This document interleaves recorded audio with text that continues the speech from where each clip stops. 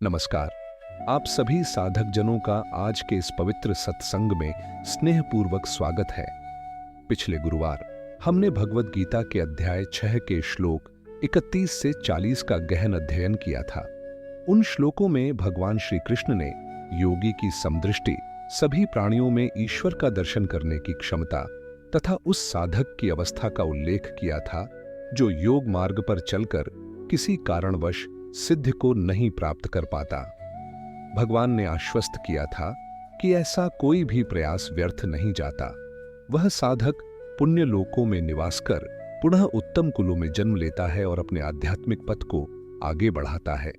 आज हम अध्याय 6 के अंतिम श्लोक 41 से 47 तक का अध्ययन करेंगे।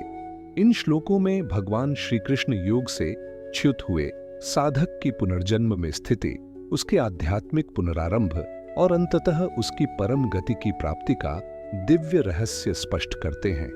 वे अर्जुन से कहते हैं कि योगी तपस्वियों, ज्ञानियों और कर्मियों से भी श्रेष्ठ होता है और उन सभी में भी वह श्रेष्ठतम योगी है जो श्रद्धा और भक्ति से भगवान में लीन रहता है।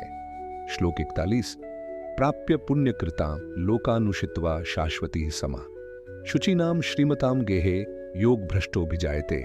भावार्थ, योग से च्युत हुआ साधक पुण्य आत्माओं के लोकों को प्राप्त करता है और वहां अनेक वर्षों तक निवास करने के पश्चात पवित्र और समृद्ध घरों में जन्म लेता है।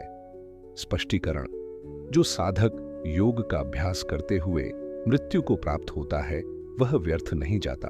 उसे पहले स्वर्ग आदि पुण्य लोकों में स्थान मिलता है और फिर उसे पुनर्जन्म ऐसे घरों में मिलता है जहां उसे साधना के लिए अनुकूल वातावरण प्राप्त हो। श्लोक 42। अथवा योगिनामेव कुले भवति धीमताम एतद्दि दुर्लभतरम लोके जन्म यदीदृशम।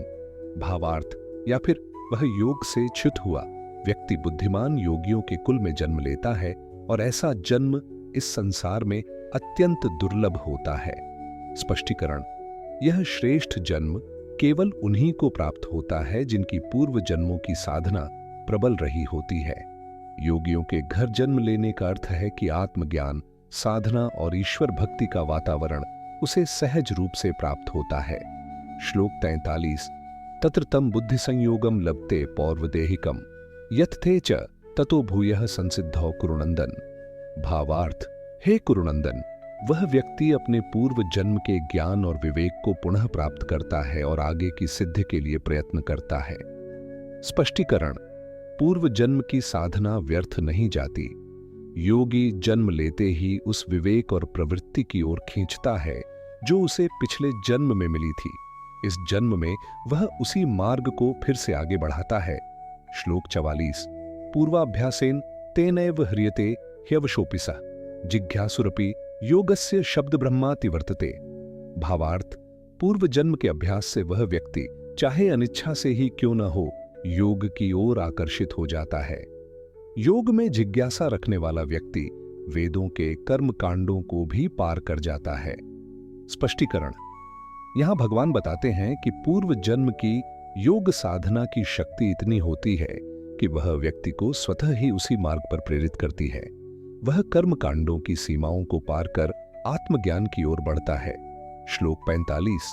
प्रयत्नाद्यतमानस्तु योगी संशुद्ध किल्बिषः अनेक जन्म संसिद्धस्ततो याति पराम गतिम। भावार्थ, जब वह योगी पूरी लगन और प्रयत्न से साधना करता है और अपने पापों को शुद्ध करता है तो अनेक जन्मों के अभ्यास से अंततः वह परम गति को प्राप्त करता है। स्पष्टीकरण, यह श्लोक सिखाता है कि निरंतर प्रयास, आत्म संयम और अभ्यास से योगी अंततः मुक्ति को प्राप्त करता है। समय चाहे जितना लगे पर सच्चे प्रयास कभी व्यर्थ नहीं जाते। श्लोक 46। तपस्विभ्योऽधिको योगी ज्ञानिभ्योऽपि मतोऽधिकः कर्मिभ्यश्चाधिको योगी तस्माद्योगी भवार्जुन। भावार्थ, योगी तपस्वियों से श्रेष्ठ है, ज्ञानियों से भी श्रेष्ठ है और कर्मियों से भी। इसलिए हे अर्जुन, तू योगी बन। स्पष्टीकरण, यहां श्री कृष्ण योग की महिमा का वर्णन करते हैं। वह कहते हैं कि योग मार्ग, जो आत्मा और परमात्मा के मिलन का मार्ग है, वह सबसे ऊंचा है। उसमें तप, ज्ञान और निष्काम कर्म सभी समाहित हैं। इसलिए अर्जुन को योगी बनने की प्रेरणा दी जाती है। श्लोक 47। योगिनामपि सर्वेषां मद्गतेनांतरात्मना श्रद्धावान भजते यो माम समे युक्ततमो मतः। भावार्थ, योगियों में भी वह योगी श्रेष्ठ है जो मन और आत्मा से मेरे में लीन है और श्रद्धा के साथ मेरी भक्ति करता है। स्पष्टीकरण, यह अंतिम श्लोक बताता है कि भक्ति योग जो प्रेम, श्रद्धा और समर्पण से पूर्ण है, सभी योगों में श्रेष्ठ है। जो योगी भगवान में मन लगाकर निरंतर भक्ति करता है, वह परम श्रेष्ठ योगी माना जाता है। निष्कर्ष, आज के श्लोकों में भगवान श्री कृष्ण ने यह स्पष्ट कर दिया कि योग मार्ग एक ऐसा दिव्य मार्ग है जिसमें एक बार प्रवेश कर लेने के बाद साधक का कोई भी प्रयास व्यर्थ नहीं जाता। यह जीवन नहीं तो अगले जीवन में उसकी साधना पुनः जागृत होती है और वह ईश्वर प्राप्ति की ओर अग्रसर होता है। सभी योगियों में वह श्रेष्ठ है जो अपने अंतरात्मा से श्री कृष्ण में लीन होकर भक्ति करता है। वही सच्चा योगी है, वही युक्ततम है। यह हमें सिखाता है कि भक्ति और समर्पण के साथ किया गया कोई भी प्रयास हमें अनंत जीवनों तक ऊपर उठाता है। अगले गुरुवार से हम भगवद गीता के अध्याय 7 ज्ञान विज्ञान योग का आरंभ करेंगे और उसके प्रथम 10 श्लोकों का अध्ययन करेंगे।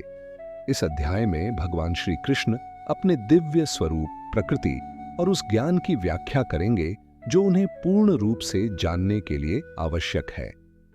यह अध्याय हमें ज्ञान से भक्ति की ओर ले जाता है। अंत में, यदि यह ज्ञान उपयोगी लगा हो तो कृपया वीडियो को लाइक करें, चैनल को सब्सक्राइब करें और इसे अन्य साधकों तक पहुंचाएं। हरि ओम तत्सत।